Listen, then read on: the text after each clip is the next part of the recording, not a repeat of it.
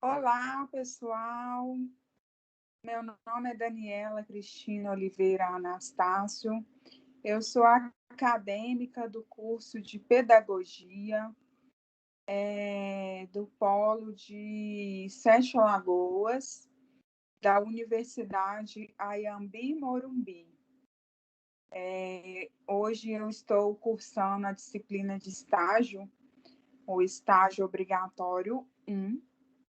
E o tema do nosso plano de aula de hoje é a educação ambiental. Nós iremos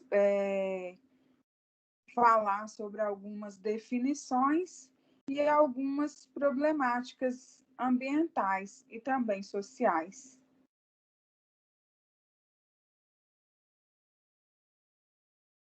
Bom, quando nós falamos de meio ambiente, da educação ambiental em si, nós lembramos do consumismo, que é consumismo exacerbado. Por que veio esse consumismo exacerbado? Porque hoje em dia nós vivemos numa sociedade capitalista onde a globalização impera e a procura é constante por produtos e serviços e também por matéria-prima. Então, há um consumismo exagerado. Diante disso, é necessário a sustentabilidade, né? Procurar adquirir produtos que tenham selo ambiental, que tenham uma preocupação com o meio ambiente, de forma a não agredi-lo.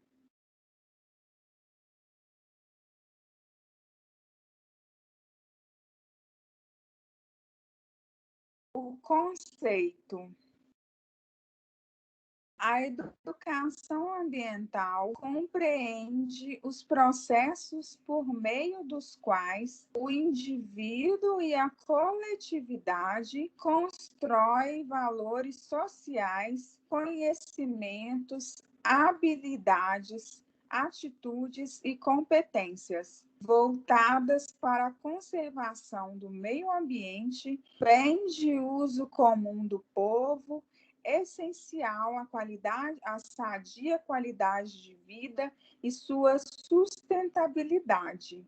Essa informação consta-se numa legislação, que é a Lei 9.795, de 1999, em seu artigo 1º.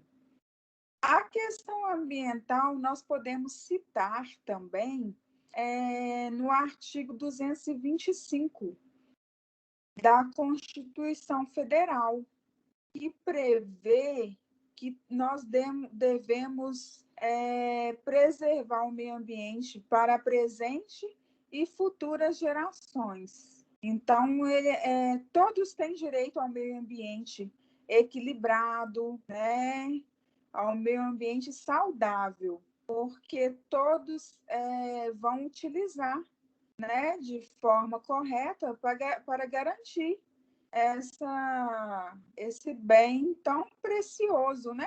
É um bem de uso comum, né? Um bem de uso da coletividade em si. É muito importante prestar atenção nesse quesito da Constituição Federal. A problematização.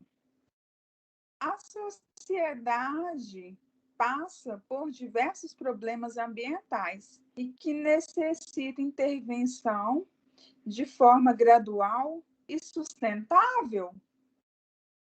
Essa é a problematização que eu trago para hoje. Será que essa intervenção ela vai ocorrer de forma gradual, né, de forma gradativa e de maneira sustentável também? Como que será essa solução ou essa forma de mitigar os problemas sociais e ambientais relativo, né, à questão ambiental. Fica aí essa questão, né? Fica aí essa problematização para a gente responder no decorrer do nosso plano de aula, né? O que seria o problema ambiental? Ele deve ser entendido como um desequilíbrio provocado por um choque, um trauma ecológico, um impacto ambiental resultante da ação antrópica sobre o meio ambiente.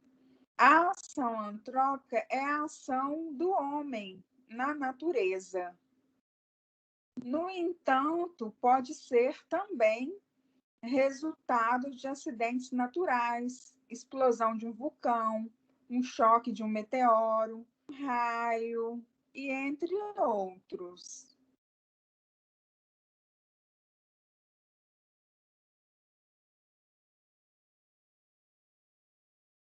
Os principais problemas ambientais urbanos: a poluição do ar, do solo, a poluição visual, a poluição das águas, a poluição sonora. Nós temos também os resíduos sólidos, o lixo, que é a questão do chorume, né? Que contamina bastante o solo, o esgoto, as enchentes, a erosão terrestre e marinha, a inversão térmica, as ilhas de calor, a chuva ácida. Esses são os principais problemas ambientais urbanos.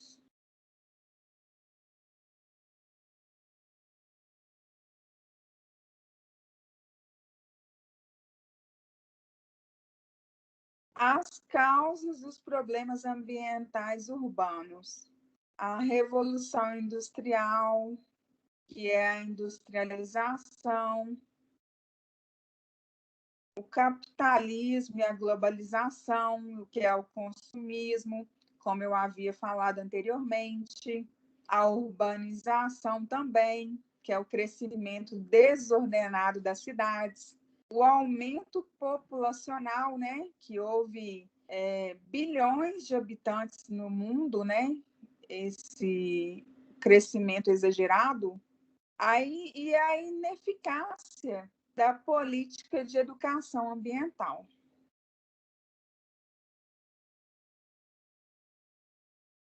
O termo poluição deriva do latim poluere, que significa manchar, sujar. A poluição atmosférica caracteriza-se basicamente pela presença de gases tóxicos e partículas sólidas no ar. As causas dessas emissões são a queima de combustíveis fósseis, como carvão mineral, derivados de petróleo, como gasolina, o diesel, e também a poluição emitida pelas indústrias.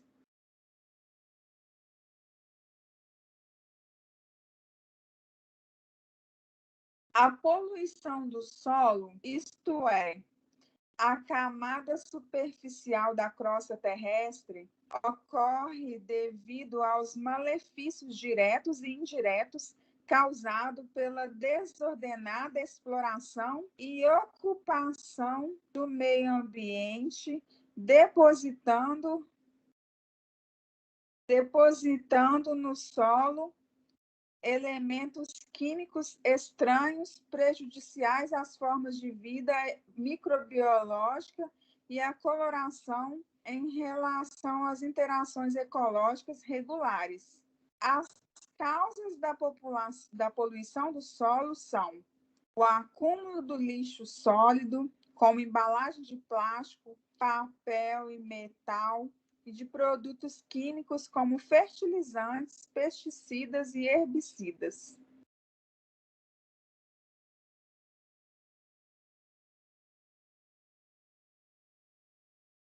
Então, a questão da poluição do solo, ela é muito grave, porque ela envolve também o acúmulo de agrotóxicos no solo, e isso provoca vários problemas, porque com as chuvas, esses agrotóxicos, eles são carreados para os rios, e aí ocorre a mortandade dos peixes. Agora falaremos sobre a poluição das águas.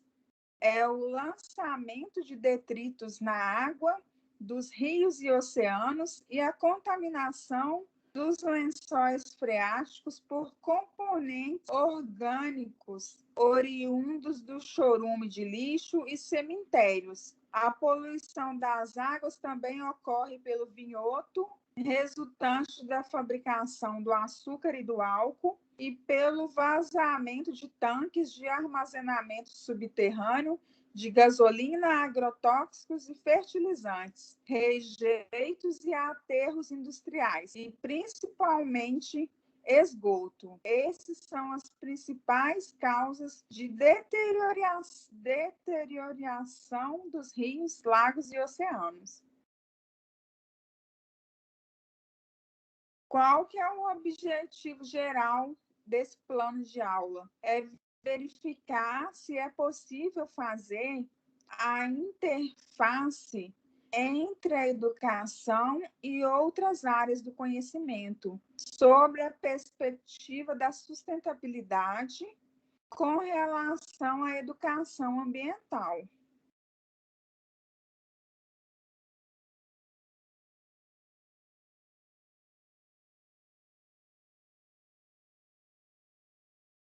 Com isso, nós teremos uma visão mais abrangente do meio ambiente,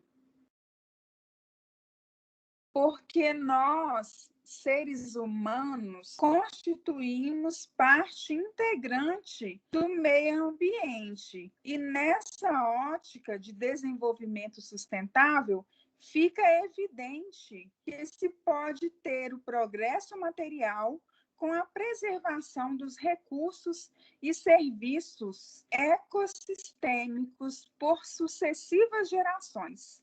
Então, nós podemos sim desenvolver, crescer economicamente, mas também podemos preservar e garantir esse meio ambiente equilibrado para as demais gerações.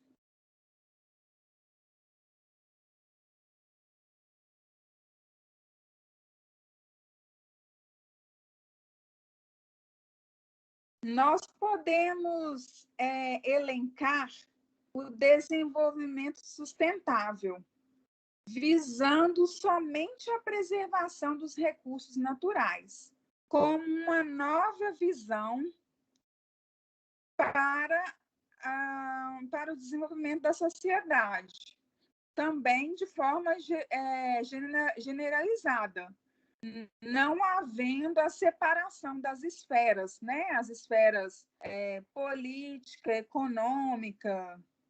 Então, assim, esse desenvolvimento, ele não envolve somente uma esfera, ele envolve todas as esferas, seja do poder econômico, seja do poder político e seja da própria sociedade em si. Então, precisa dos recursos de todas as áreas para se atingir o objetivo, que o objetivo principal é a sustentabilidade.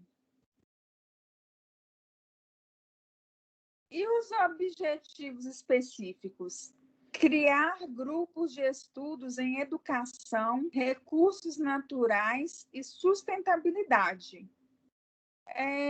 De forma interdisciplinar, nós podemos retratar, fazer comentários, promover discussões, promover oficinas com a temática da educação ambiental.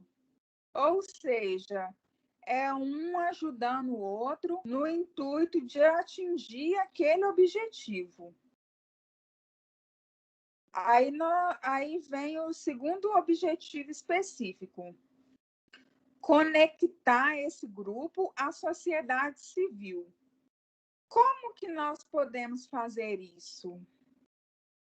Então, nós temos que pensar a melhor maneira, a melhor escolha para integrar a escola, à sociedade e ao poder público, no intuito de garantir a preservação do meio ambiente.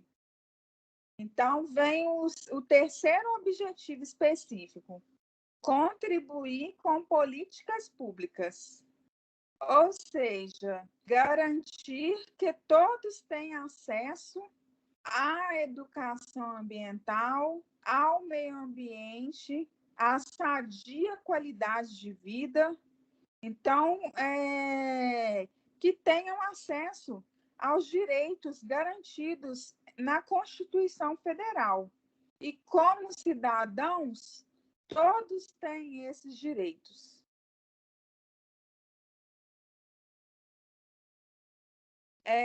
De forma geral, a educação ambiental ela promove uma conscientização do que realmente pode se entender sobre o que é sustentabilidade.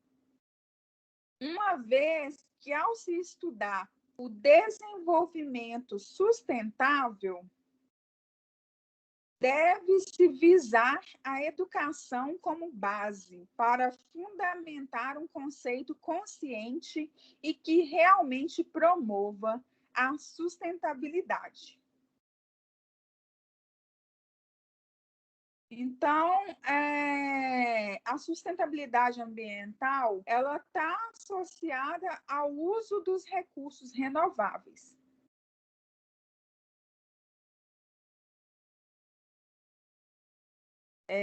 A educação ambiental, ela auxilia no processo de ensino-aprendizagem e cabe ao professor ser o mediador nesse conhecimento, promovendo aulas interativas, fazendo as discussões de maneira construtiva, integrando uma disciplina com a outra, geografia com história, língua portuguesa com outras disciplinas também, né?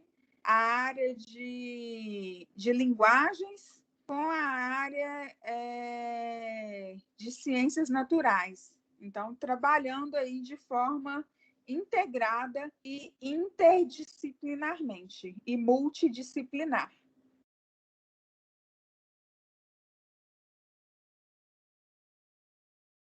A justificativa é necessário conectar diversas áreas do conhecimento a fim de refletir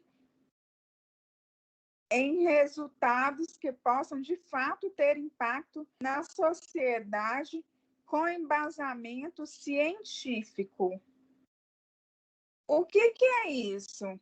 É o desenvolvimento de programas de educação ambiental e conscientização de seus conteúdos depende do processo do saber ambiental capaz de ser incorporado às práticas docentes e seu guia em projetos, principalmente projetos de cunho científico, e também com esse embasamento. Isso é muito importante. Por quê? Porque se existem inúmeros problemas que dizem respeito ao ambiente, isso se deve, em parte, ao fato das pessoas não serem sensibilizadas para a compreensão do frágil equilíbrio da biosfera e dos problemas da gestão de recursos naturais. Se os docentes não estiverem preparados para delimitar e resolver de modo eficaz os problemas concretos do seu ambiente imediato, a educação para o ambiente, como abordagem didática ou pedagógica, ela apareceu somente na década de 80. Foi a partir de então que as pessoas têm a possibilidade de tomarem consciência da situação, das situações que acarretam problemas no seu ambiente próximo ou para a biosfera em geral, refletindo sobre as causas e determinarem os meios ou as ações apropriadas na tentativa de resolvê-los. Enfim, a educação ambiental, como componente essencial no processo de formação e educação permanente, com a base, voltada, direcionada para a resolução de problemas, ela contribui para o envolvimento ativo do público, tornando o sistema educativo mais relevante, mais realista e estabelecendo uma maior interdependência entre estes sistemas e o ambiente natural da escola.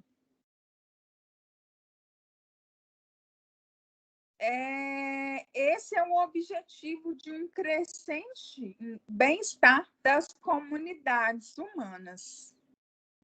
Porque nós vivemos numa sociedade que busca a todo tempo o bem-estar social, ou seja, o indivíduo centrado e pautado na garantia dos seus direitos, seja os direitos do homem, seja as garantias e liberdades individuais.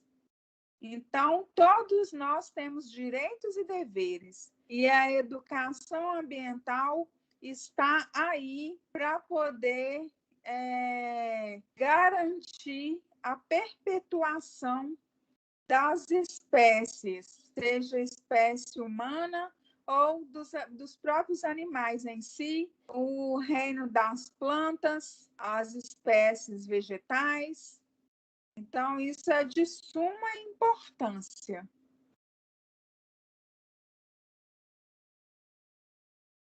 Qual que é a metodologia adotada? São os livros didáticos. O que seriam os livros didáticos, no caso?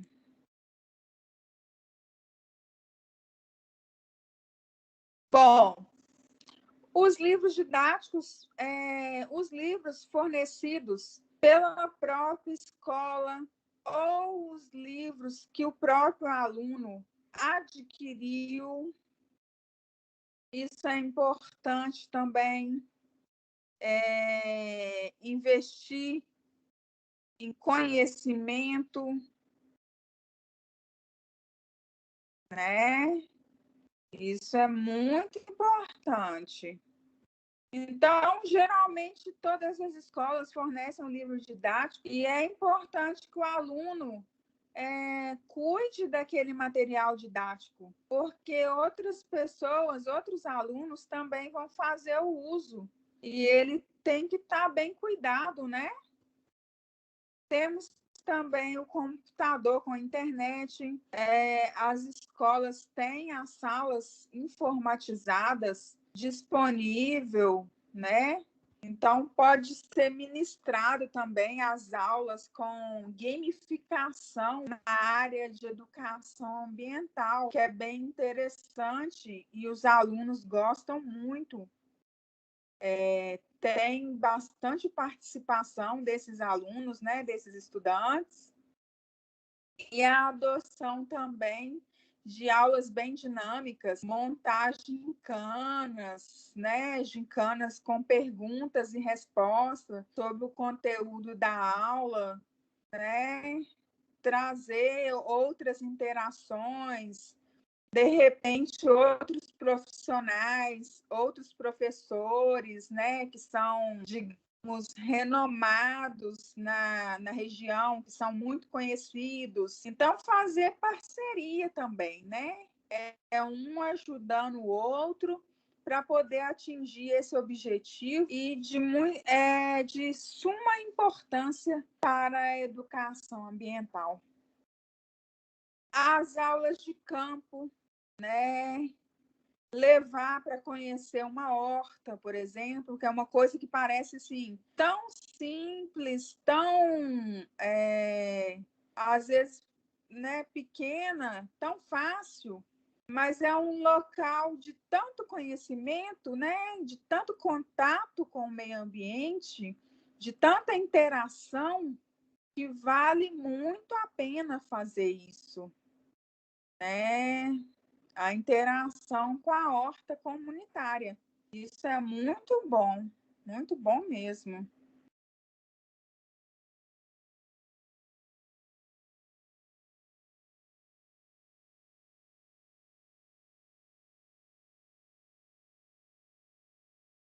Afinal, quais são os princípios gerais da educação ambiental? É a sensibilização. Na verdade, vou falar sobre esse conteúdo um pouquinho mais à frente. Vamos ao próximo.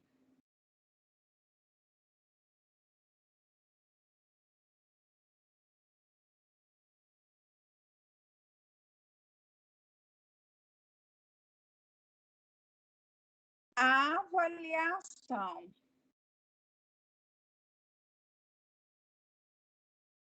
A avaliação será feita através das atividades dadas dentro e fora de sala de aula, verificando o aprendizado principal da leitura e da produção de textos elaborados pelos próprios alunos. Então, nós verificaremos de forma interdisciplinar, porque vai envolver também a produção de textos. Então, a produção de textos na área de educação ambiental e sustentabilidade. Então, nós podemos propor aos alunos para eles trazerem soluções para mitigar aquela problemática ambiental. Isso é muito importante, porque aquela solução pode ser uma solução local. E quem sabe a gente não possa aplicar aquela solução naquele problema, né? Toda colaboração é bem-vinda e ela será considerada nesse processo de avaliação.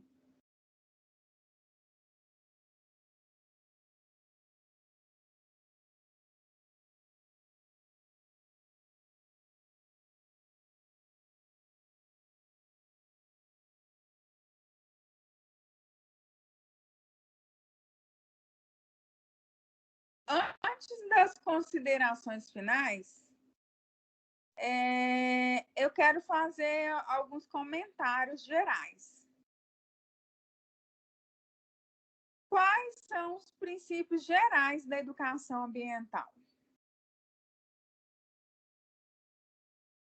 Sensibilização, compreensão, responsabilidade, competência e cidadania. O que é a sensibilização? É o processo de alerta, é o primeiro passo para alcançar o pensamento sistêmico. Compreensão conhecimento dos componentes e dos mecanismos que regem os sistemas naturais. Responsabilidade, reconhecimento do ser humano como principal protagonista. Competência, capacidade de avaliar e agir efetivamente no sistema. E cidadania, participar ativamente e resgatar os direitos e promover uma nova ética capaz de conciliar o ambiente e a sociedade. Considerando a educação ambiental como sendo um processo contínuo e cíclico, esse é um método utilizado pelo Programa de Educação Ambiental para desenvolver projetos e cursos na área, tá ok? Esses princípios gerais fazem parte do Programa de Educação Ambiental.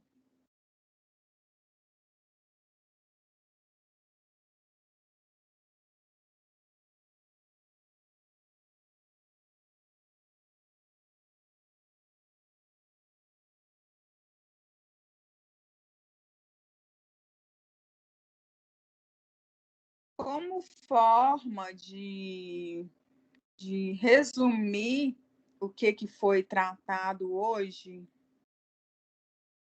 eu trouxe esse triângulo aí que perpassa pelo crescimento econômico, pela parte social, que é a comunidade e equidade, e pela proteção ambiental. Porque nos dias de hoje, nós precisamos ter um meio ambiente equilibrado, né? Ecologicamente viável, tem que ser e economicamente também viável e socialmente correto. Esse que é o meio ambiente ideal. Na parte econômica, nós temos a maximização do retorno do capital.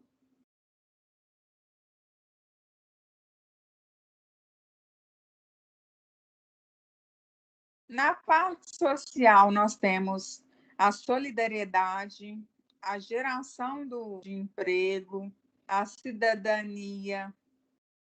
Porque a parte social, nós temos que ter uma balança entre o meio ambiente e a sociedade, assim como na parte da economia também. A economia também tem que ter uma equidade entre a parte econômica e a parte ambiental. Já na parte ambiental, nós temos que ter a preservação dos recursos naturais, a ecoeficiência e energias renováveis. O que seria isso? São energias mais limpas, né? Como a energia solar, a energia eólica. Então, isso é bastante importante.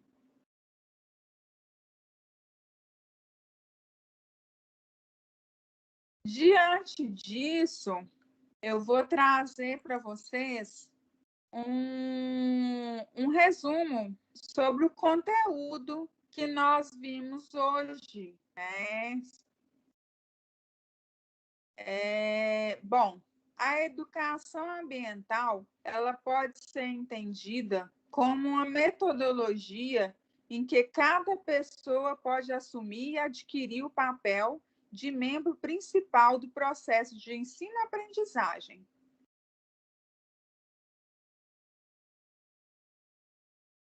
Os problemas ambientais ocorrem pelo danoso modo de vida que a humanidade adotou, no qual a sobrevivência do homem promove uma utilização exagerada dos recursos naturais e levou a uma situação de crise. Nesse trabalho, objetivou-se estabelecer a relação entre educação ambiental, sustentabilidade e a educação em si, abordada frequentemente em nosso cotidiano e também comumente divulgada pela mídia.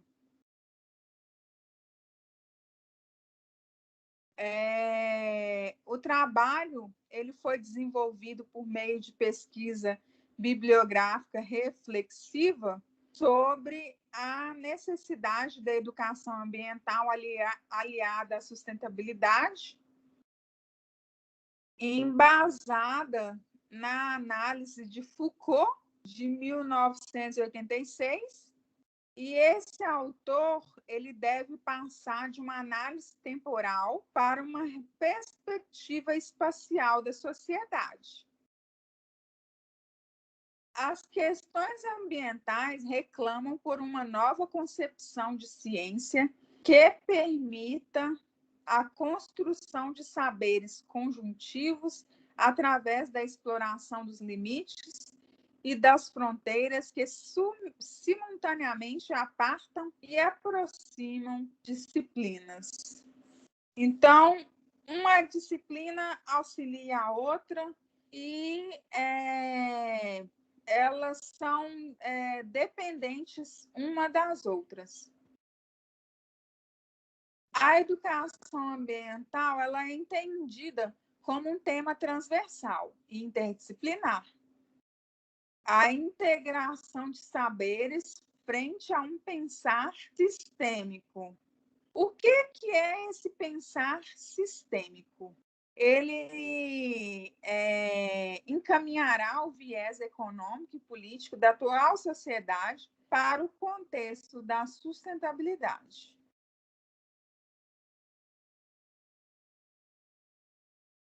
Então, a educação ambiental ela veio para nos auxiliar.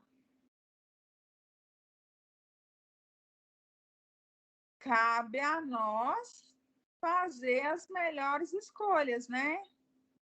Saber distinguir o que é certo, o que é errado, qual que é a melhor solução, o que eu preciso fazer para atingir aquele objetivo. Então, isso é muito importante, né?